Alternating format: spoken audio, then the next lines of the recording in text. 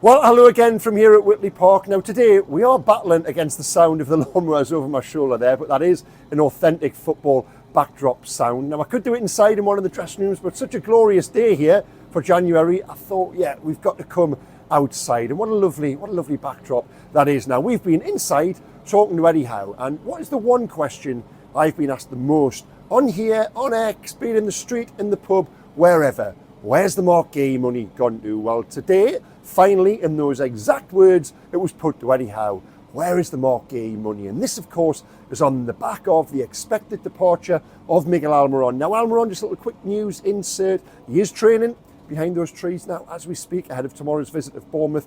He is expected to be in the squad, but what is also expected is that Newcastle will accept an offer totaling around £10 million from Atlanta United, and that move will go through and he will return to the States. But what is also expected, and this is what I wrote yesterday, and again, when you write these stories, supporters don't necessarily like it or agree with it, is section I wrote that a replacement wouldn't come in, that again, Newcastle would not be buying any players. And you know, one or two of the comments were, Newcastle have gone from sell to buy to sell, not to buy, and I get that. I understand there's a want there for answers and I understand the logic of it. Well, today, for the very first time, Eddie Howe was sought to try and explain that. So yeah, Eddie, where's the Marc Guehi money gone? He understood the question, but he said it's not as straightforward as that. His exact quote, there is not a pot of cash there waiting to be spent. It is all about what you then do before the June 30th deadline. And I said this, and there's somehow an answer to this question coming into this month, this week. Even last night when I was out and about in the coffee shop, someone asked me, where's the Marc Guehi money?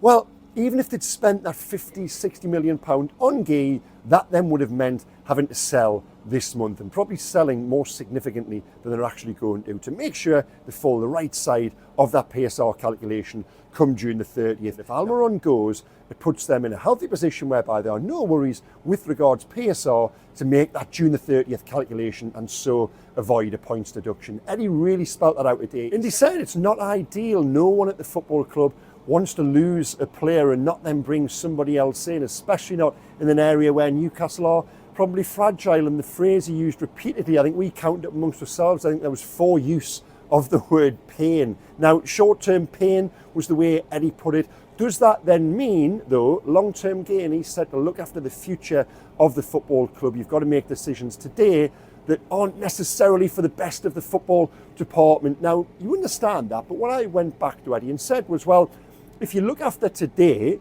doesn't tomorrow take care of itself? If you sell Miguel Almiron and bring in a right winger who is better than Almiron, and that then is the difference between qualifying for Champions League and not, doesn't that decision take care of tomorrow in terms of the finances? Well, Eddie said, again, he understood the question and he said it was a valid point, but there's a bigger picture at play. And for Newcastle to be in that strong position in the summer whereby they are able to go out and spend and act like a Champions League club, like a club who've got Saudi owners, they've got to make those decisions now. And what he wanted to stress was that everyone is on the same page with this. It's not a case of Paul Mitchell coming to Eddie and making him do something totally against his wishes and they're then falling out over it and there's tension behind the scenes. While Eddie would like it to be different, of course he would. I think his own journey with PSR now is that he understands the situation. Is it a risk? Does Eddie want it to be different? Yes, he does. Ideally, of course, Newcastle go out and buy, and they go out and buy better.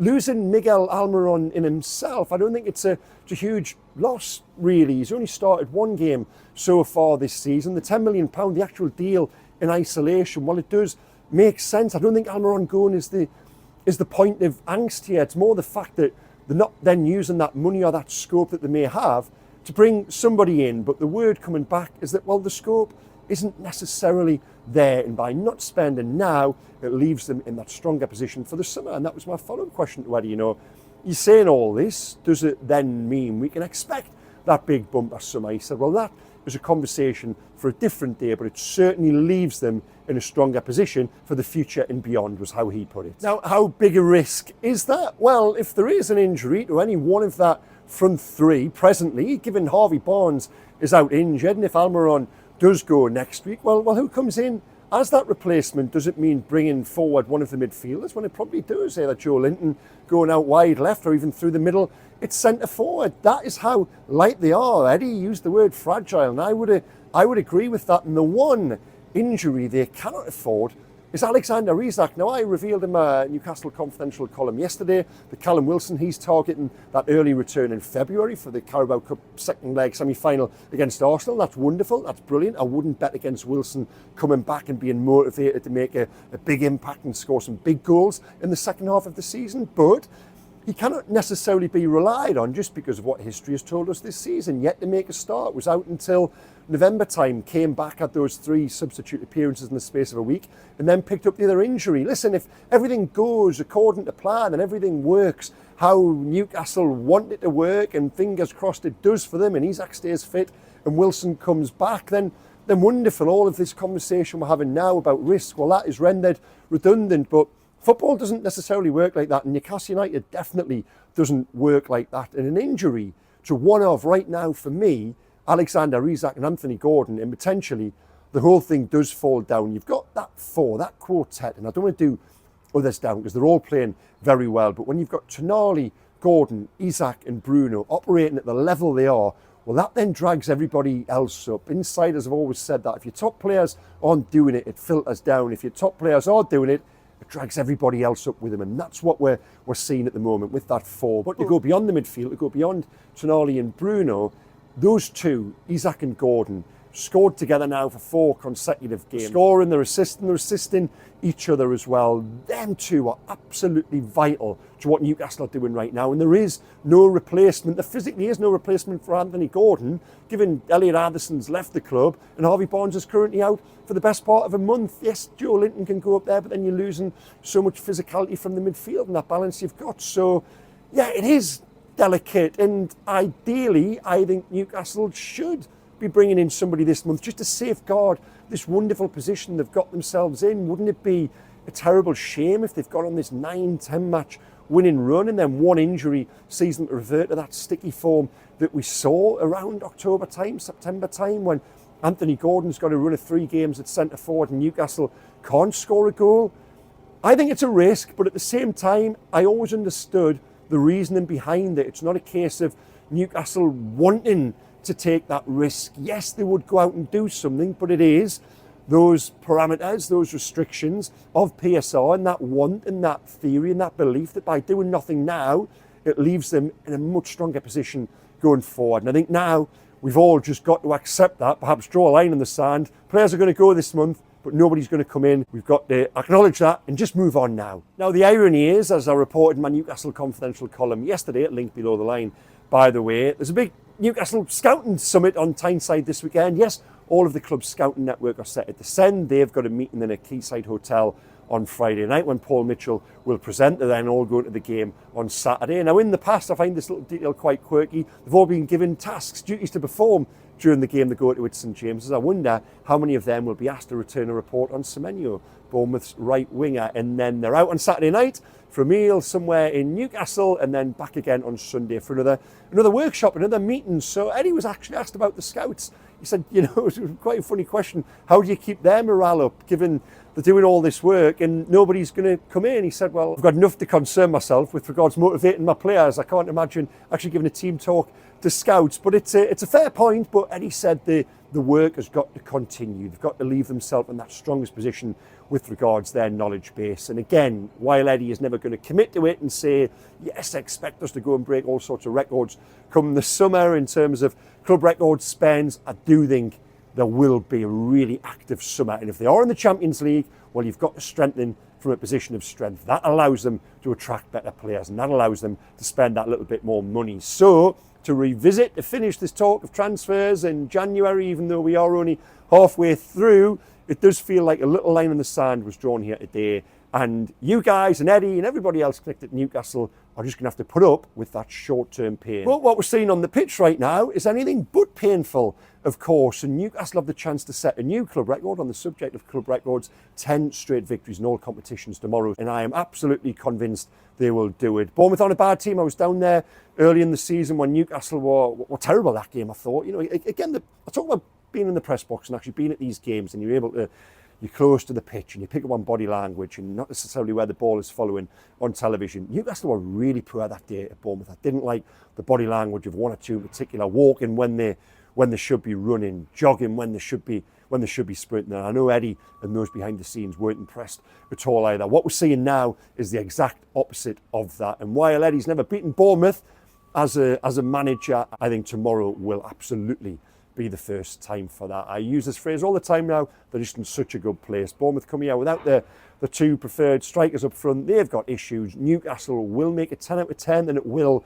continue to solidify that place in the top 4. Now, we were talking inside there. My wife sent me last night. She said, it's February, half term next month. Do you want to go away with the boys for a few days? I said, well, no, it's Liverpool, Newcastle that week down at Anfield, and there's every chance that could be first v second. She said, well, what do you mean first v second? What are you on about? I said, well, they're the 4th. She said, are they? I said, yeah, the 4th. And by the time Liverpool comes around, they could be second. I'm going nowhere. You need to be at that game. And it then led to the conversation inside. We were talking about, both teams play a similar system with the 4-3-3. How many out of the front 6 would get in respective teams right now? I honestly think if you're putting together a composite front 6 between Newcastle and Liverpool, Newcastle would have the majority in there. Well, first name on the team sheet is Alexander Isak, probably closely followed by Mo Salah. We'll give them that. Anthony Gordon would be down the left ahead of Luis Diaz, absolutely. Back into the midfield. Well, Sandro Tonali at the base of it. He's the first name out of the 3 that goes there. Beyond that, you've got Joe Linton up against Szoboszlai, Curtis Jones, Alexis McAllister, Bruno as well. So I would probably go with Bruno and maybe Alexis McAllister, but would you not prefer to have Joe Linton's physicality in there? So that gives Liverpool 1 and at the most 2 out of 6. So to that end, why can't Newcastle go and challenge them? I know I said we wouldn't talk about this the other night, but the narrative is just being dragged that way, especially as Alan Shearer said Newcastle can go and challenge for the title, and I'm not going to disagree with Alan Shearer. So yeah, make it 10 out of 10 tomorrow, 7 on the spin in the league, with a couple of winnable games at Southampton and home to Fulham. After that, then they can put themselves, to borrow that phrase, that cliche, right in the mix. And at the moment, they're showing absolutely no signs of slowing down. Now, in terms of a prediction tomorrow, where does that lead me? I've got the last 2 in the league spot on, 2-1 at Spurs, 3-0 on Wednesday night. Now, tomorrow, again, I'm going to go the same. A repeat. It's a repeater. Nothing sweeter than a repeater, as they say in Las Vegas. 3-0 to Newcastle against Bournemouth. Another clean sheet.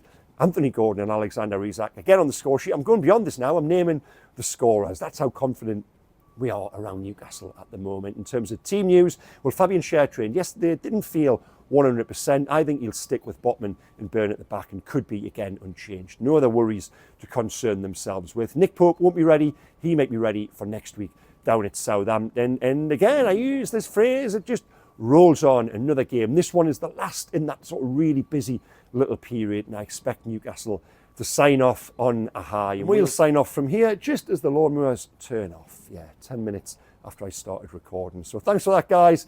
And thank you more so for watching. Please comment below the line. What do you think in terms of that risk, in terms of Almiron going? Would you gamble and bring somebody in, even if that meant having to sell in June, if it strengthened the team during the second half of the season? And what do you think tomorrow against Bournemouth? Will it be 10 out of 10? I'll be back there reflecting from the Melbourne stand on what I'm convinced, again, will be a home victory. So, okay, take care, guys. See you soon. Bye-bye.